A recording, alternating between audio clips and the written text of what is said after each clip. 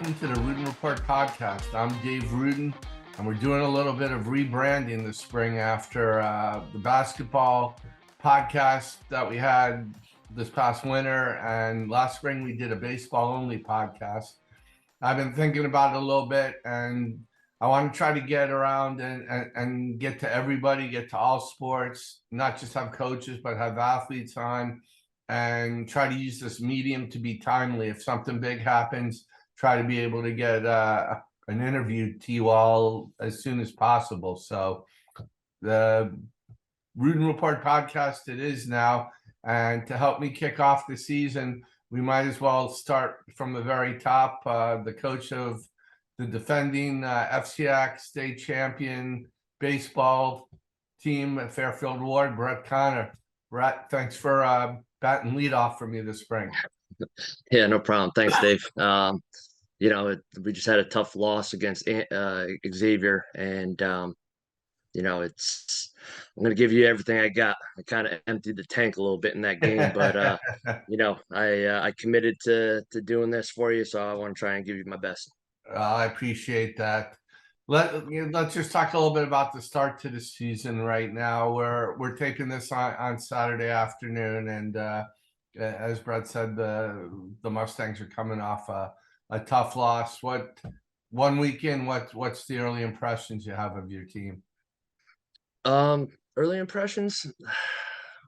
We have a good squad, a lot of depth. It was a tough game today against Xavier, 2-1 loss.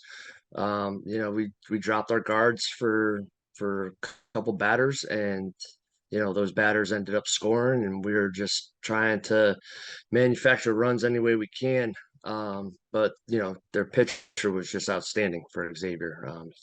He's going off to Southern Connecticut, so I'll tell you, they got a good one coming there. Like kick and pitch, and the third baseman for Xavier was outstanding too. Made some web gems down the line, nice high level backhand plays that really saved them from allowing us to, have extra bases. But overall, the pitching depth, our pitchers have been outstanding all preseason and into the first 3 games of the season. Hitting wise, offensively, um, we have the ability to score runs. We're fast. We lost Larson for 2 weeks. He had an injury against Amity after getting out of the box, tweaked something. So he ended up running a triple on a tweaked hammy. So that's a loss right there. But he'll be back. We want him to be 100%. Come playoff time. Defensively, we fly around the field. We make plays. Uh, there's a lot of depth and guys who, when their name's called, they have shown that they're ready. Kid like Kyle Justo, Charlie Swanson, just to name two off the bat. They've been playing really, really well, and also Tyler Harmony. I'm just looking at your early box scores. It looks like for the most part, you've been splitting games up, trying to get all your pitchers a little bit of work, and then I guess, well, you can tell me. I guess you're trying to get everybody a little bit of work, and then you see who does what, and try to see if you're going to try to do specific matchups or just come up with a rotation of some sort. Yeah, I mean, honestly, if somebody doesn't have it, you can go right to the next guy. It's very different. I feel like this is a college pitching staff, and I'm not saying that, any disrespect, but these guys are high level pitchers, and it's tough. I feel bad because there's only so many innings, and we haven't even pitched Galvin or Dodder yet, and these are two of our top guys. They just haven't had a chance to um, get onto the mound for us yet. We had Carson Swaim, who pitched today. He's a junior. He's going to go play in college at a very good school, I'm sure. And he was out for 2 days or for 2 games, and he's our starting right fielder. So guys have filled in for him and have done a really, really good job in those roles. But overall, the pitching has just been outstanding. Everyone's pitching with a lot of confidence. attacking the zone. We're not sitting there watching guys, walk the park, bring nothing to the table. They bring something to the table day in and day out, and it's been great to watch. When you have that much quality pitching, how do you handle it? Is this sort of tryout period right now to see who's going to get most of the work, or So, yeah, 10 of them are seniors, so I can't send them down to pitch JV. So, if you're a junior or sophomore, we'll probably send them down to get spot starts. Some guys based on the week, um, we'll have to pitch against our hitters in practice, which isn't a bad thing. It's, they're going to be able to face high quality pitching. And, we're going with the guys that can pitch at a high level, not only throw strikes with their fastballs, but also their breakers and changeups. They have to compete at a high level. That's what we expect in our program. the guy I'm looking forward to seeing? You don't hear about somebody that you never saw pitch at high school getting making a Division I verbal, but obviously with Austin Howard, who wasn't with the varsity last year, and you see in the offseason you have a kid going to a major D1 school. I know he's had at least one or two outings for you so far. And just tell us a little bit about Austin. So Austin, great kid. He's been a really good ball player since the little league days. And last year we brought him up for the postseason run. He pounds the zone, um, can command 3 pitches for strikes, and has a great tempo to him. And literally, he's just a competitor. That's what I love being around. I love being around guys that just compete. We talk about pressures and all that. I mean, like you wake up every day with pressure. I have a wife and kids that I have to, you know, go grind for, So like we talk about pressure, how to handle pressure, and he's gonna, face a tough Staples team. And the matchup between him and Hero will be, one that you might not want to miss. That's for sure. We know, and I don't know whether this will be posted by before game time, but I mean, I don't remember a regular season game that's gotten the hype that this one has already. With I got to see Hero pitch in the season opener for them at Greenwich, and he looked like a whole different pitcher from last year with his command, and obviously everybody's anxious to get a chance who hasn't yet to see Austin pitch. So I mean, that's great for Heroes development too. It's great to see for the FCAC. Um, just high level talent. Like you don't need to go anywhere else. Just come watch FCAC baseball games, and you're gonna watch a lot of great games. I mean, I don't remember. I've been doing this for a long time. I don't remember there being this much talent in the league. And a lot of the times we just tend to talk about, well, they're going to a major D1 school, they're going to Louisville, they're going to Duke, they're going to USC. If you're playing Division II or Division III ball, you're a really good baseball player. I Yeah. mean, how many? I mean, it seems like baseball's making a run at FCAC lacrosse in terms of just getting so many kids to play at the next level because they're so good. Yeah, it's become a year-round sport. Just the talent that's around Fairfield County, and the talent that we saw against Amity, Newtown, and Xavier. It's just it's great for the game. Um, they're competitive games, and it's no more of like it's tough for the 2, 3 sport athletes. They're playing basketball or hockey, and they put the equipment away and you jump right into baseball without really preparing for it. You really have to be prepared. Really have to be prepared. And we have some 2 sport athletes on our team or in our program, and we kind of draw out a plan about like the preparation that's needed. In order to be ready when you come into our program, because guys are just on a different level right now. And everybody's got a good pitcher. It just seems like I was up in Ridgefield this morning, and and it's like Kyle Kipp pitch for Yep. West Hill. Danbury's got Ditcher back from last year. Still trying to learn who's got what everywhere as we get through this first week. But you can't take a day off. You can't. Yeah. You don't get that game against the easy team where you can just give your starters a rest. Right. Yeah. I mean, we have the kid Dowd who over the offseason went from, throwing 84 to 88. Now he's, 89 to 91, 92. He can bump it up, I'm sure, to 93. And he developed too. So a lot of these guys, like the pitchers, are just incredible. And, it's a testament to um, some of the outside coaches and businesses that are out there, strength training companies that are training certain patterns, developing strength in certain movements to pitching. That's really helping a lot of these pitchers grow velocity wise. And then, when you're missing a lot of bats with your pitches, that grows your confidence. So a lot of confident, high level pitchers, that's for sure.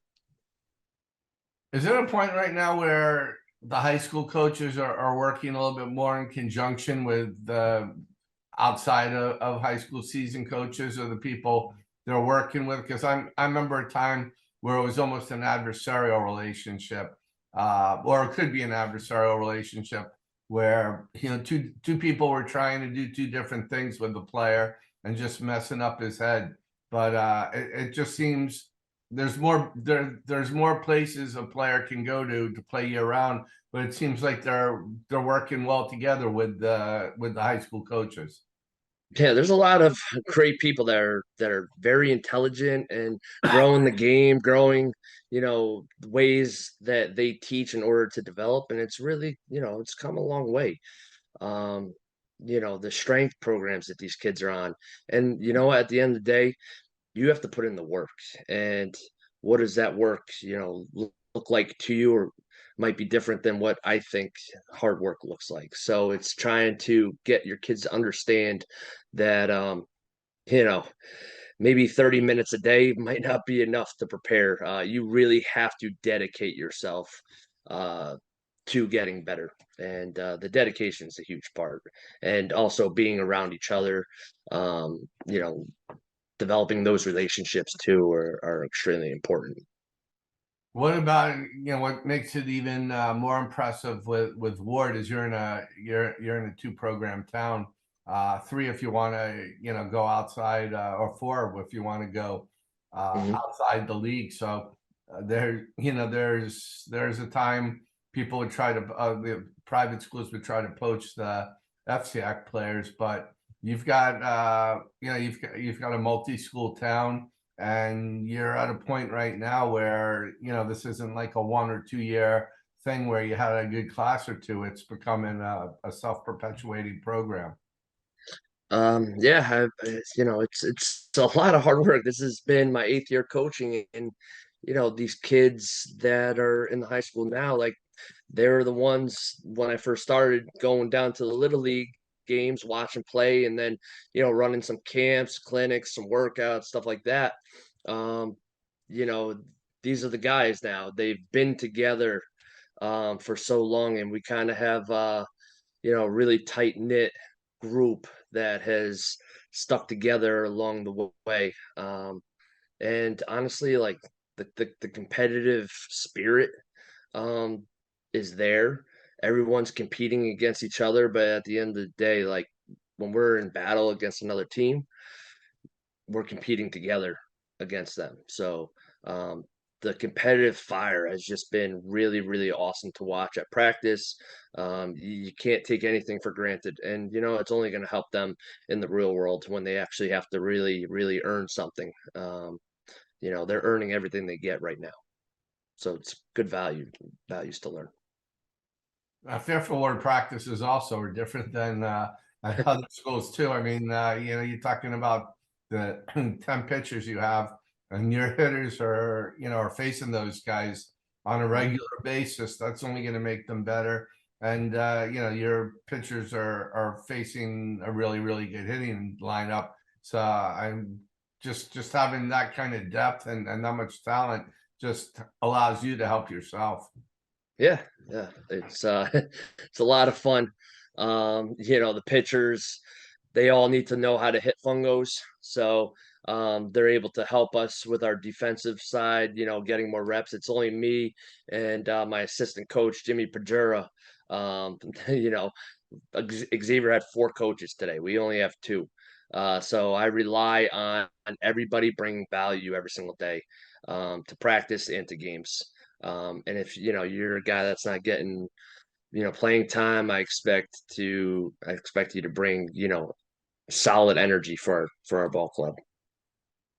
You look at the season you had last year and how much talent you lost, and almost anywhere else, this is a rebuilding year. Ward, it's a question: could this team be better than last year's team? Just Right. which way premature Yeah. to even do that. But I mean that's the a realistic preseason conversation. If everything breaks well, could this team do what last year's team did? Just a testament to the talent you've had these 2 years. Yeah, they're great kids in the classroom, when they're at the ball field with us in the community, they're high level kids. That's I know I kind of say it a lot, but they really are high level kids.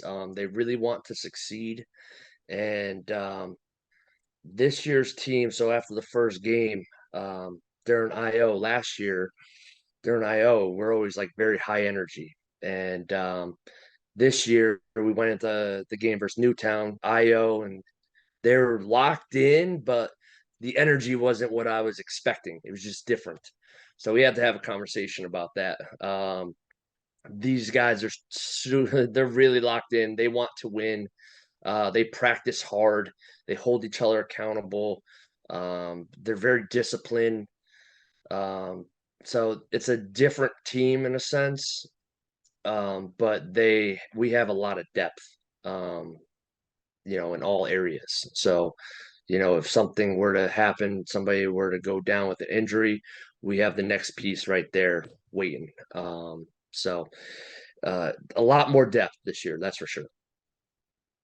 Off season, what was it like thinking back on what you did last year? I mean, it's really baseball's the one sport that's not a single elimination sport. You Mhm. run into one good pitcher one day, and the best team doesn't always win. And you played 8 postseason games where it was do or die in terms of staying alive or winning the championship, and you went 8-0, which may be the only way that you could surpass what I think is the most difficult thing to do, and that's winning the regular season title in the FCI when there's so much talent as there is. Yeah, it's hard. Every game's hard. But you know, our first 5 games out of conference that I scheduled, people are telling me I was crazy. And I mean, I knew our kids, I knew the team that we would have, and they needed to be challenged. In order to go 8-0 like that, we tried doing it the year before. It's hard. So we have to kind of give these guys, the best or the hardest possible environment that they can play in. Um, I just felt that that was important to challenge them, and I don't know. I just wake up every day and I just love a good challenge. It's I embrace it, and I hope these kids, embrace it as well, and want to be challenged with the hardest tasks because, like I said, it's only going to help them, when they're in the working world too. You're going to have hard tasks, you're going to have hard times, definitely tough challenges. How do you respond to that? So, they're learning a lot of great lessons early on, and they're playing in a lot of like today's game versus Xavier. I felt that that was a state championship environment. Maybe not 3,000 people, but the energy on both sides, the the talent that was on the field showcasing it was a high level. It was almost a borderline college baseball game that you were watching today. It was fantastic to watch. Even though we were on the losing end, it was still an unbelievable game to be a part of. How does this team so far, from what you've seen, compare? How is it similar to last year? How is it different from last year? Um, the energy is different. We're more like rah rah. This team is straight locked in at all times. They're just locked in. And I don't mess with that. If that's who they are, I just expect them to play at a certain standard, a certain standard. And they've done that. Like today's game, yes, we lost. It's 2-1. We dropped our guards for, a couple minutes and they scored 2 runs. We were trying to fight to get back. It's just having gritty at bats. It's we're gonna take our lumps, but we have to learn from everything. If we don't learn from it, then all this doesn't, it's not gonna help us. So we're learning some valuable lessons and we'll see how they respond to it. Do you get a sense your guys feel pressure, or they got the Bulls? The defending champion always is wearing the Bulls. Xavier was out for blood today, no question about it. And we expect every team to come out and compete. But we have the depth and we have the team that we can, have a good shot at this. But at the end of the day, you got to win. So I want to see the response come Monday for Staples. What else about who are some of the players, that new starters that maybe we're not that familiar yet, that we're gonna Let's see. You got Kieran Shea behind the dish, taking over for Roman. He worked extremely hard during the offseason, came back a better, catcher in terms of framing, blocking. You have a kid, center field, Will Stellato, who was behind a lot of guys. He's been on varsity since sophomore year. He was, you would see him on the mound here and there with his opportunities. And last year we gave him a few at bats and he made the most of his opportunities. So, this year now he won his, the starting center field spot. He's been doing an incredible job. You have a kid, Tyler Harmony, who's just, quick runner, very athletic, left-handed hitter, can hit all ways. Then we have Kyle Justo, who, he was kind of like a role player. And then Carson Swaim was sick for the first 2 games. So he filled that spot and he has made the most of his opportunities too. Kid Grady Shots, he's probably our best glove in the entire program. Just a matter of getting him up to speed with hitting consistently varsity pitching. But these kids are phenomenal kids. You have Aiden Dowd, who, I said he's one of our top pitchers, but also he has been playing first base as well, and he's been swinging the bat really, really well too. Charlie Swanson, he was, big time hockey player, always waiting for his opportunity. He's tough as nails. He has shown me he's tough as nails. He might not look like the flashiest baseball player, but I'll tell you what, that kid can play. And he's swinging a good bat, playing good defense. So it's nice to have, a gritty hockey player mentality guy on our team. He's a joy to be around.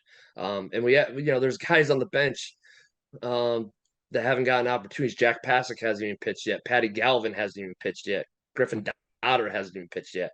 I mean, it's a lot of guys haven't had opportunities, and just it's been a wild 3 games so far.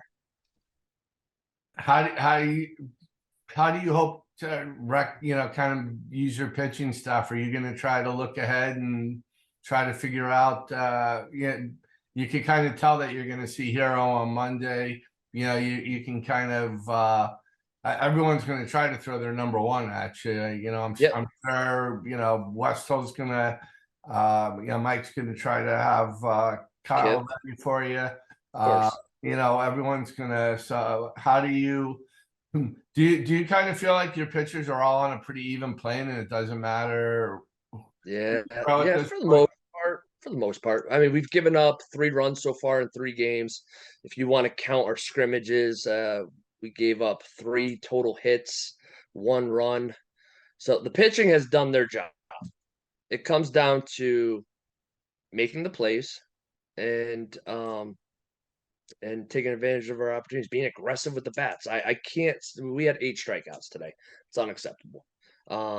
We have to compete, put the ball in play. Now, granted, the third baseman for Xavier made 4 backhand high level plays to get us out in a slow roller that was a very difficult play to make, and he made them. So I've been around a lot of these games, and some of those balls that are hit down the line don't get made, and we're usually on second at that point. So, the ball goes a certain way. I feel like if we play to 5, we have a great chance of winning the game. It's just a matter of how we're going to manufacture getting those 5 runs. We have to be aggressive. And if you're not swinging the bat, if you're not competing, next guy up. So, pitching will show up. Our defense is very, very good. It's just a question of can we manufacture those runs to give us a chance to win? Is there ever a point during games you can just sort of like sit back and just, look at this team I got? I mean, yeah, I have 13 college commits. Uh, you know, other coaches in the league would die to have 3 or 4 of these kind of kids at once. And you've got 19 starters and not enough positions to put them all in. Can you just sit back sometime and just say, man, this is so much fun to coach talent like this? It's fun, but they deserve to be coached really, really hard. Um, I'm not easy on them by any means because they deserve to be coached hard in order to improve their game um, and succeed at the next level. I want to see them succeed at everything that they do. And it's just a matter of, it's not just baseball. I want to see them succeed, as you know, uh, somebody working, in a corporation. I want them to be the guy. I want them to be incredible fathers one day if that's what they inspire to do. Uh, there's a lot to it. So, like, if you see me, I'm really, really locked in on these guys and making sure that I bring as much energy and um, teachings as I can, not only just baseball but in life for them, so they can succeed. That's what they deserve. They've worked extremely hard since I've met them. I've We've had plans for them. Hey, this is what you need to do. This is where you're at. This is where I need to see you do. Here's the plan. They follow the plan. They come in ready. They come in, we don't say starving this year. We don't say hungry this year. We say we're starving. So they came in starving this year. And I just want the best for every single kid in our program. I just want to give them a high quality experience and something that at the end of the day, when they look back and 10 years from now, maybe they're talking to one of their kids or, 30 years down the line, 40 years down the line, talking to their grandkids about the experience they had playing high school baseball. I just want it to be a positive one. I don't know if you can answer this last question right now, or if it's something we talk about after we see how the postseason plays out. But do you think for you to repeat as you hope to do? I mean, there's only one goal for you guys this year. Do you think it'll be harder to do it a second time than it was the first? It's hard every time. It's hard. It's hard. I mean, we're playing Monday. That's gonna be hard. But guess what? Life's hard, and if you just show up and you're focused and you're dedicated to it and you give it your all for each other, that's all I can ask for. Things might not go our way all the time. You have to get lucky in baseball for, single elimination sport come playoff time. You got to get lucky at times. The ball can bounce a certain way and you lose.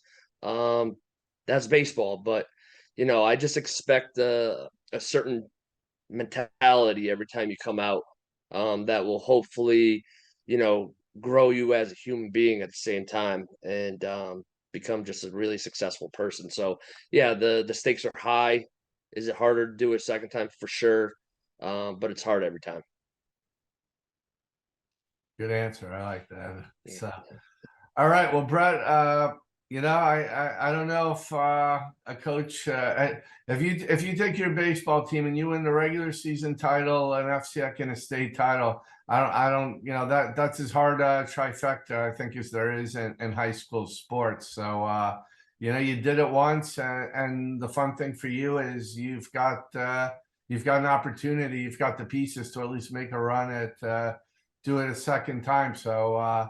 I'm going to, from the sidelines, enjoy watching it, and I wish you the best of luck. Thanks for, as I said, batting lead off here with the revised podcast. I'll see you Monday, and again, best of luck this season. Thanks for having me, Dave. And we're just trying to make the most of our opportunities, and we love a good challenge. So we'll do our best to be ready for sure. Garo and Howard, let's get it on. So It'll be a good one to watch. Won't want to miss that. And that's the opening episode of the Ruden Report podcast for the spring season. I again want to thank Fairfield Warde baseball coach Brett Connor. I want to thank Cooper Boardman for the sound editing, and we'll be back real soon. Cooper's a legend too. Cooper is a legend. Yeah.